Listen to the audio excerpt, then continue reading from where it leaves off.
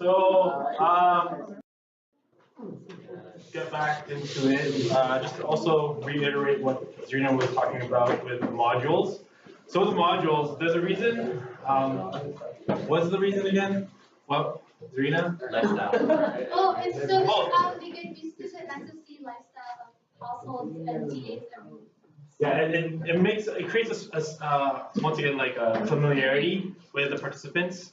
Like if you were to go like every week, it's like, oh, this is what I can expect when I go to a GA. It shows consistency. You know, it shows that there's a routine. You know, and everyone has a routine, so it's like once you get accustomed to one's routine, you kind of like get familiar and it gets easier.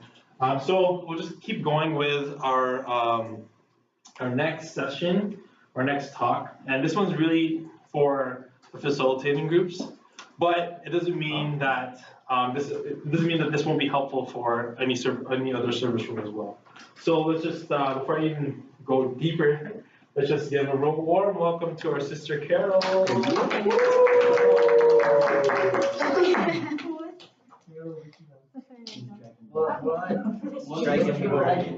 I'm gonna teach you.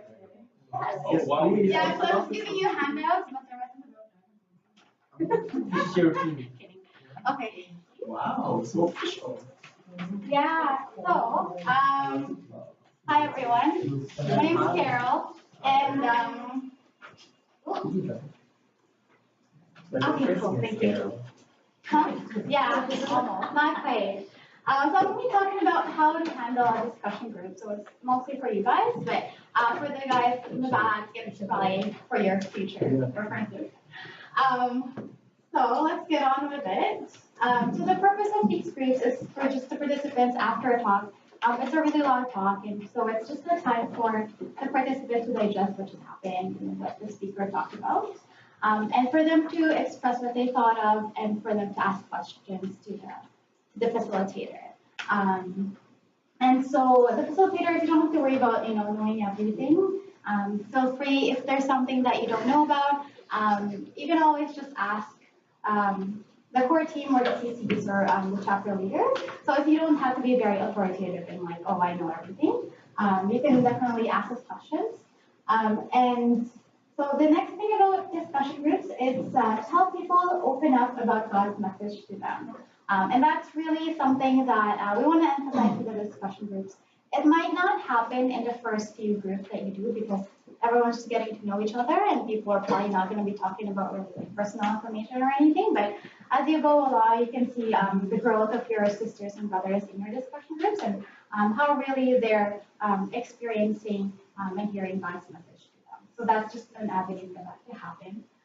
And of course, to begin experiencing fellowship. So in most cases, your discussion groups, that turns into your household. I don't know about now, but like, but it's basically for you to just get to know each other as SSC brothers and sisters, and to just get used to that, to just having that group of people to fellowship with.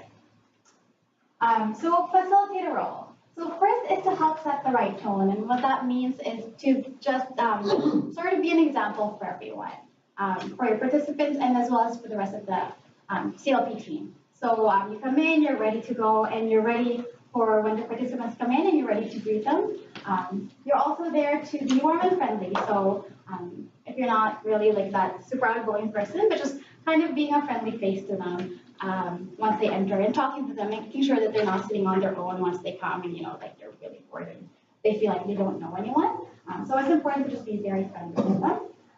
To fully participate at the CLP, so when we're worshiping, you're worshiping. When you're praying, and just be really present at the time we have the CLP session.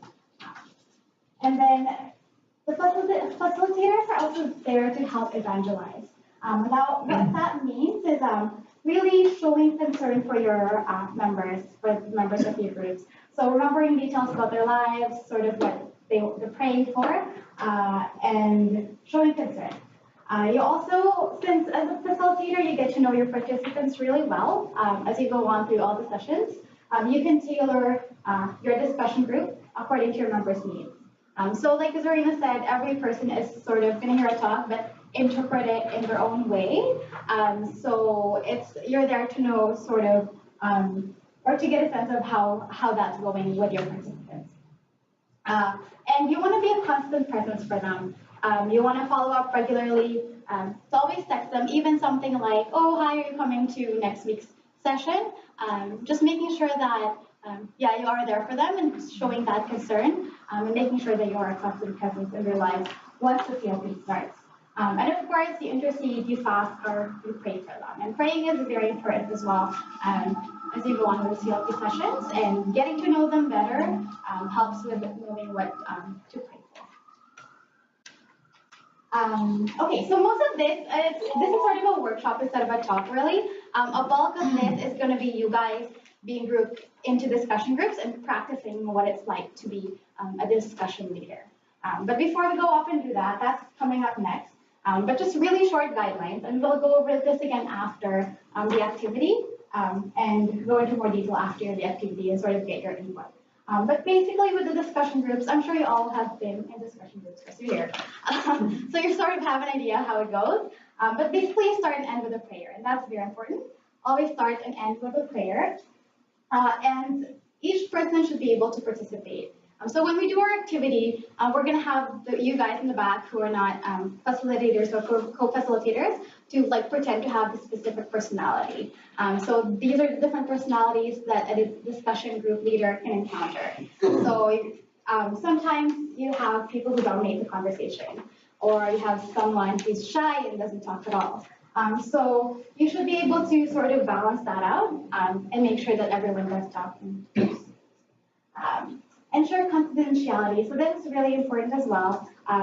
When you start off with a group, some of them might not know what CFC is or SSC is, and they haven't been to a discussion group before. So you want to make sure that they feel comfortable with each other, and comfortable enough for them to share important details about their lives. And for that to happen, you have to make sure that they know everything is confidential. And whatever is said in the discussion group sort of stays in the discussion group. I've mentioned this before. With any questions that participants have, you can address it if you know it. But if you don't hesitate to say, oh, I'm not really sure, but I will get back to you about that. And then you can just ask the core or the leaders. And during the groups, take note of any issues that you're having with any of the participants, and that's something that we can discuss for the team meetings that we're going to have as a CLP team. Okay, so that's enough talking for me. So we're going to split into discussion groups, and you're just going to pretend, for those of you in the back, you're just going to pretend to be a participant, and I'm going to hand out roles for you to play. I already had a role in mind. I had a Kevin G role in mind, but. Do you want to join them? Okay, pick one. You each get to observe JR. Because I think we only have enough for 2 groups. There's not enough people. You can or you can make up your own person. I'll be me, because I'm my own person. Okay, so just to go over those roles that I just handed out, and for where did it go? Where the slide go? Never mind. Okay. Are you guys switching? It was apparently two opposite of your personality. That's fine. Okay, so just to sort of go over what you guys just got, discussion hog is someone, it's sort of self-explanatory, someone who takes over the discussion. Introvert, shy, quiet, so someone who doesn't talk and doesn't participate at all, and it's hard to get a word out of them. The superstar is someone who knows everything and who sort of even challenges the facilitator, like, oh, that's not right, this is how it goes. So that's a superstar, like a know-it-all. Also known as a YFC.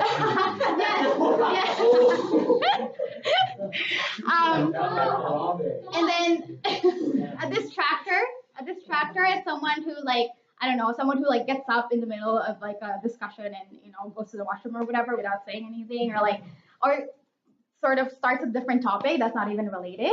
So someone who distracts the discussion. And then a scope bender is someone who goes off tangent. So we have questions, right? Someone who doesn't even refer to that, or someone who talks about like a TV show, not even related to it. So that's that. Is everyone clear on their roles? Yeah. Yeah. Okay, cool. So we'll split off into the boys and the girls, and then I guess Christine could, yeah. And then you guys go. And so facilitators, you can practice. And remember to start and end with a prayer. Yeah. Go ahead. All right. These are your questions, by the way. How long do they have? So you guys have 15 minutes. 10 minutes. 15 max. 10 to Wait, that's a show? I want to go.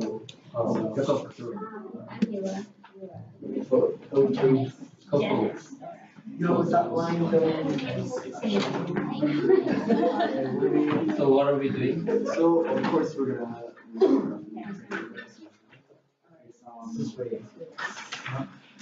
What's for me?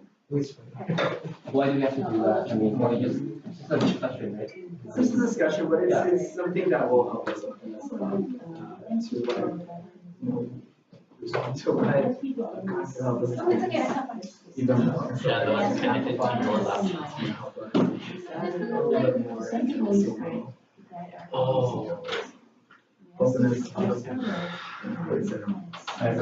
sure, yeah, whatever. Would you like to lead prayer or do you want me to lead prayer? Okay. So I'll lead prayer. So let's put ourselves in the presence of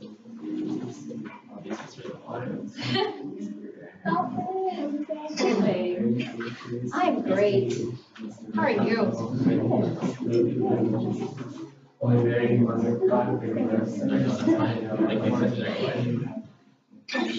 Hello? Hey, Mom. So we have discussion questions here.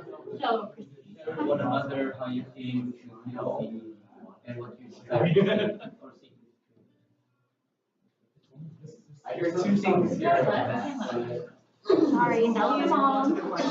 Oh, we're having a timeout. Oh, right, okay. Just a So share what. before we get back to the thing. So. Are you saying this on the slide? That's the third question? So why not, let's start with that, and we'll introduce ourselves, so. I'll let you introduce yourself. Nice to meet you, Raymond. My name is Ryan. So what I learned is that. Yes. So I always try to be nice. Okay, guys, let's go together and speak again. I'm gonna talk about things that are not on topic. Okay, let's come together as a big group again. And we're gonna discuss what happened in the groups and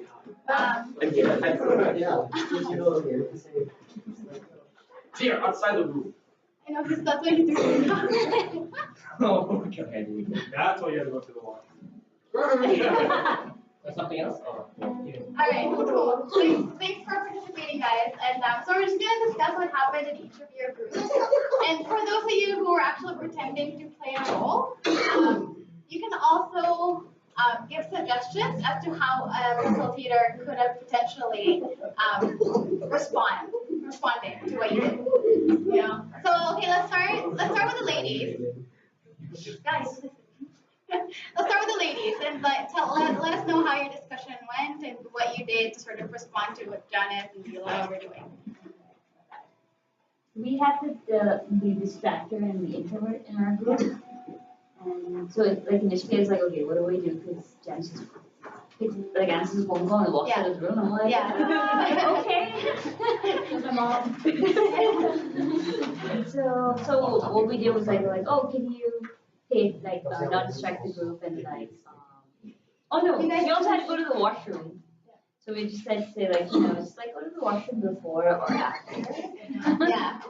Okay. Beulah was the introvert. Okay. So we just had so what we tried to do was ask her more questions when she would just give one word answers or just a very close-ended sentence. Oh yeah, that's great.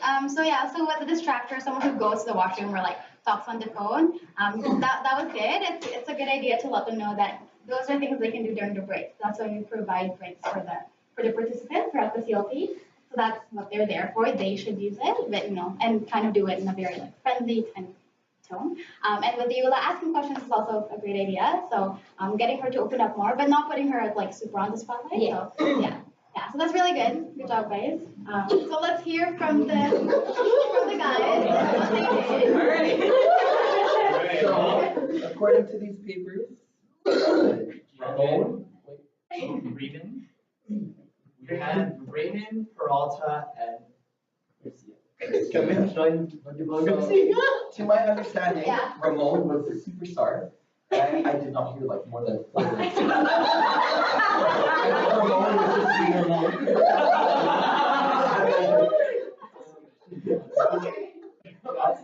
And this Kevin is Okay. and Kevin. Yeah. Was a school vendor. so he was the one that was leading everybody up So top. how did you guys respond to those situations? It was difficult because all 3 of them compliment each other very well. And especially people like that, they just all went for each other. So going on topic was, that would be really difficult to like, actually get into as much as possible as you want to like break them up and try and like stop them from talking. Yeah. It's better to just, for me, I personally think it's better just let them speak it out. As much as it like wastes a lot of time, a lot of people are willing to ask questions during discussion time as well. So Yeah, really. So that's it was good. difficult. Keep in mind though that like everyone has Yeah, that's participate, true. right? But I heard you say something when he was off talking about basketball or whatever. I don't know. But you did try to segue into another topic. So that was great. That was Distracting them would be. Yeah, so going off of what he was saying, you're like, oh yeah, that's great, but that's related to this other That thing. also complemented this. So hopefully we have those. It was actually very nice Yeah. because, we all were able to appreciate their personalities by saying, hey, you know what, awesome for your discussion, and we only have 11 more weeks to go. That's true. And so that's also a good thing, just having that really positive tone. And sometimes when discussion groups sort of don't go your way, you get sort of frustrated. So it's always a good idea to have that like positive tone. Yeah. Yeah. But yeah, so generally. Work, Gerald. Yeah, but so generally with someone who goes off topic, it's always just, it's your job to sort of keep them on topic and play off of what they're saying and say, oh, you know what, this is also like this. Yeah. And they're related to this other thing. And then, what were you again? You're the scope vendor, you're the. Discussion part. Oh, the hog, okay, yeah. Yeah, so the hog.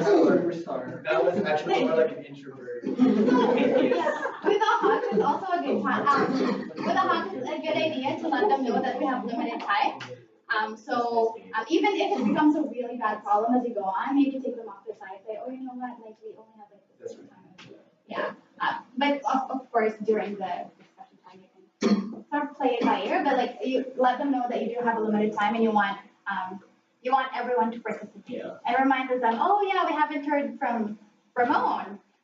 That's really great. So maybe you can talk about that. You can say After closing prayer. yeah. You can say, oh, that's really great. We can talk about that after we close. But for now, during the discussion, let's hear from Ramon. So say something like that. Like show that you want to hear from them, but like maybe after you close with our closing prayer. Okay. Do you guys have any other questions from that activity or anything kind of you want to clear up? Ian. Anything else you guys want to clear up? Questions? So the handouts are there for you guys. You can take a look at that before the next session next week. The last 2 things that we're gonna talk about. So we have team meetings. Doreen already mentioned it. Doreen already mentioned it before that we have team meetings as a group before and after each CLP to go over things that if there are issues with your participants, that's when you should bring them up.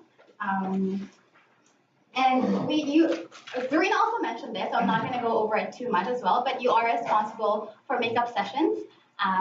with your participants, and make sure that you do it before they attend the next session. Just because I think Zarina already mentioned this as well. You build up. No, it's okay. It's good for me. Let's talk about it. The sessions build up on each other, so it's great if participants can be caught up before they come to the next one. And last thing, one-on-ones. So the first one is week before module 2. So that's basically a catch-up session. Oh, how are you doing? How are you liking the CLP? And see if they still want to move forward with it. And make sure that before they move forward, they do make that commitment to renounce their sins, and sort of like have that, I guess, maybe spiritual growth to be able to move on for the next CLP sessions. So we'll talk about more. We'll talk about the one-on-ones more as we get there. But that's basically like the first one, the week before module 2 is a check-in, like are you ready to move on, type of thing. And then the next one is between module 2 and 3. So that's before the prayovers. So that's when you're going to talk about the prayovers with them. Make sure that they have a good understanding of the gifts of the Holy Spirit, and find out specific areas that they want to pray for. So special prayer intentions from your participants. So that's the next one. But again, we're going to give you more assistance as that time happens. But for now, just be aware that you have to do 2 one-on-ones with each and every one of your participants. And that's basically it for this. If you guys have any other questions? Okay, that's it.